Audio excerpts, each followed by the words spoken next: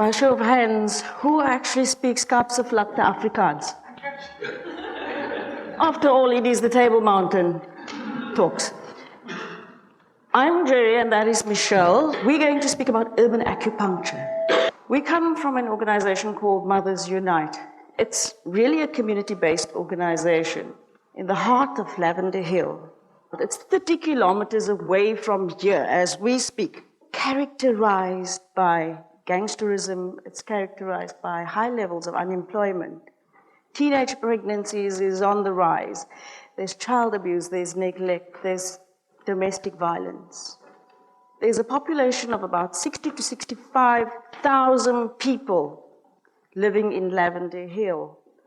There's also 9 informal settlements. It is a very challenging place, but amidst all of that, this is where the first urban acupuncture had taken place. Urban acupuncture within communities is really that energy. It is the passion that exists within a community and its members. So the theory of urban acupuncture was first coined by an architect, designer, Marco Casagrande, and it describes the community as a very complex organism with areas of infection and inflammation. These areas of infection and inflammation, if not treated from within, can spread and affect a much larger area. And so using a sticky band-aid will promote further infection, but rather to use an approach from within and treating from within. Lavender Hill has many infected wounds and inflammations and is therefore the perfect community to start with a grassroots, bottom-up approach. It is here in Lavender Hill that the grassroots initiatives are illustrating the needles in urban acupuncture for our local context. We'd like to share with you the parable of the butterfly, which very powerfully demonstrates the sometimes crippling effects that can result from shortcutting a slow, natural, organic process. Okay, soos ons sê op die Kaapse vlakte, luister maar stadig. One day, a small opening appeared on a cocoon. A man sat and watched for the butterfly for several hours as it struggled to force its body through that little hole. Then it seemed to stop making any progress.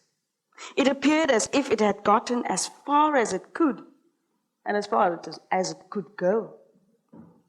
So the man decided to help the butterfly. He took a pair of scissors and he snipped off the remaining bit of the cocoon. The butterfly then emerged easily. But it had a swollen body and small shriveled wings. The man continued to watch the butterfly because he expected that at any moment the wings would enlarge and expand to be able to support the body, which would contract in time. Neither happened. In fact, the butterfly spent the rest of its life crawling around with a swollen body and shriveled wings. It was never able to fly. What the man, in his kindness and haste, did not understand was that the restricting cocoon and the struggle required for the butterfly to get through the tiny opening were a higher power's way of forcing fluid from the body of the butterfly into its wings so that it would be ready for flight once it achieved its freedom from the cocoon. Working in communities is an extremely delicate process. Sometimes taking a shortcut could lead to lifelong crippling effects. When I relate back to the butterfly, the man in his goodness thought he would just slip and help. Sometimes when we take the shortcuts, especially within communities as well, it does give you a lifelong crippling kind of effect. So this is where the story began, in Carol's home, a mother with a vision and passion for the children in Lavender Hill. What happened was that a few children came knocking at her door, asking for a meal. A mother even came to apologize. I'm sorry my child came. I'm unemployed. I don't have the money. And I'm worried that my child's going to start sniffing glue to take away that hunger pang. So Carol started feeding these children. And it rapidly grew from 30 to 150 children. She also mobilized other mothers and started identifying the needs of these children. They required space, space for homework, space to be creative, space to explore nature. After collaborative consultation, the moms obtained food garden training and started their very own home garden to sustain their kitchen. Like the butterfly that struggled through this cocoon, for us it was also a struggle to obtain land. It was a struggle to just to get from A to B. You know what it's like in Cape Town, huh? But for us it was a process that had to take place, and we had to follow its natural, organic way. And from what we had in terms of locating space, we looked at what is there in the area. And it took us 2.5 years just to get permission to get to this space. And together with a consultative, collective engagement with other organizations within the community and with the city of Cape Town, we managed to get an acquired space of land. And through community participation and involvement, this is where the space was created, where the community were given the opportunity to change their own reality. We hosted a work camp. We erected an adventure playground, which is now the safe space where many children are learning through play. Engaging with the community can be an extremely beautiful and powerful and enriching process if you are immersed in the energy and the collective, looking from the inside out rather than from the outside in. Because it's not just about the structural design in urban acupuncture, but more about the energy and the dialogue and the input coming from community members.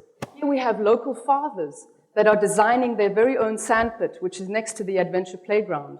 The restriction of the land that we are using is that we are only allowed to use mobile, temporary structures. So the option that the community decided on was shipping containers rather than Wendy houses.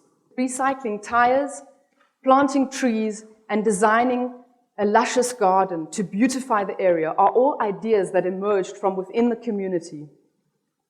There's nothing quiet about being in the Cape Flats. It's not even glamorous.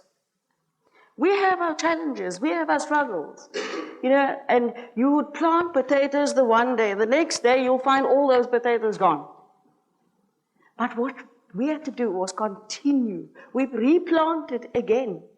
And you come the next day, all your pots and pans, your 2 only gas tanks that you've got, gone. But we had to start again, because in the afternoon we will have those kids coming back, because they know there's a service. But it is that resilience, that needles that we had to address within that urban acupuncture within that community. And so we use the positive deviance approach, and we focus on the positives. We take those local solutions, the homegrown solutions, and try and create a space to spread them. We celebrate every moment, having a reading room, and rejoicing when those library shelves are being filled with books, rejoicing at the fact that we have a yoga center where we can balance emotional and physical well-being, rejoicing at the fact that we can address the local need of emergency first aid response training and having a system in place to take care of that, but also acknowledging the fact that our children can now engage with nature and can realize that without nature, man will die. We'd like to end with 2 things. A quote from Nomfundo Walaza. We seldom take the time to humble ourselves to say, I do not understand, and ask communities what they actually need. They know exactly what is needed, and as such, they should be the ones in control. Solutions to problems germinate in the communities themselves rather than in boardrooms. We have a very short clip that we'd like to show you, and we thank you.